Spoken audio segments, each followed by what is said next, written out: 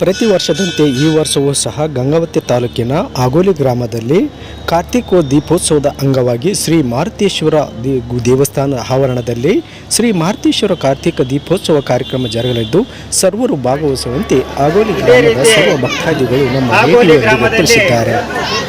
537ನೇ ಕನಕದಾಸ ಜಯಂತಿ ಉತ್ಸವವನ್ನು ಎಲ್ಲ ಸರ್ವ ಸಮಾಜದ ಜನಾಂಗದವರು ಸೇರಿ ಒಳ್ಳೆಯ ವಿಜೃಂಭಣೆಯಿಂದ ಆಚರಿಸುತ್ತಾರೆ. ಅವರಿಗೂ ನನ್ನ ಹೃತ್ಪೂರ್ವಕ ಧನ್ಯವಾದಗಳು. ಅದೇ ರೀತಿ ಪರಸ್ಥಳದಿಂದ ಬಂದಂಥ ಡೊಳ್ಳಿನವರಿಗೂ ಮತ್ತು ಮಾಧ್ಯಮ ಮಿತ್ರರಿಗೂ ಮತ್ತು ಹೊರಗಿನಿಂದ ಬಂದಂಥ ಎಲ್ಲ ಸ್ನೇಹಿತರಿಗೂ ಮತ್ತೊಮ್ಮೆ ನಾನು ಹೃತ್ಪೂರ್ವಕವಾದ ಧನ್ಯವಾದಗಳನ್ನು ಹೇಳ್ತೇನೆ.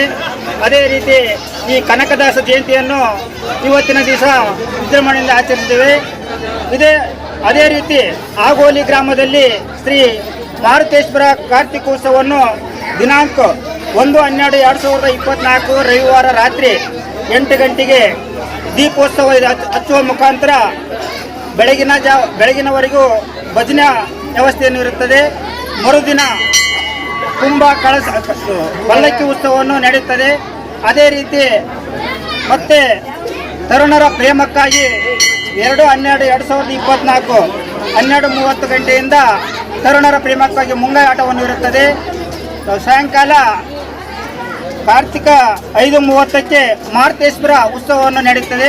ಎಲ್ಲ ಜನಾಂಗದವರು ಈ ಜಯಂತಿಗೆ ಹೇಗೆ ಆಚರಿಸಲು ಬಂದಿದ್ದೀರಿ, ಆ ಮಾರುತೇಶ್ವರ ನಿಮ್ಮೆಲ್ಲರಿಗೆ ಆಶೀರ್ವಾದ ಮಾಡುತ್ತೇನೆ. ಇಲ್ಲಿ ಹೆಂಗ ನಿಂತು ಕೆಲಸ ಮಾಡಿದರೆ ಅದೇ ರೀತಿ ನಾನು ಆ ಮಾರುತೇಶ್ವರ ಮುಂದೆ ನಿಂತು ಈ ಹೆಂಗ ನಡೆಸಿಕೊಟ್ರೆ ಅದೇ ರೀತಿ ನಡೆಸಿಕೊಡಬೇಕೆಂದು ನಾನು ಅವರಲ್ಲಿ ಪ್ರಾರ್ಥನೆ ಮಾಡಿದ್ದೇನೆ.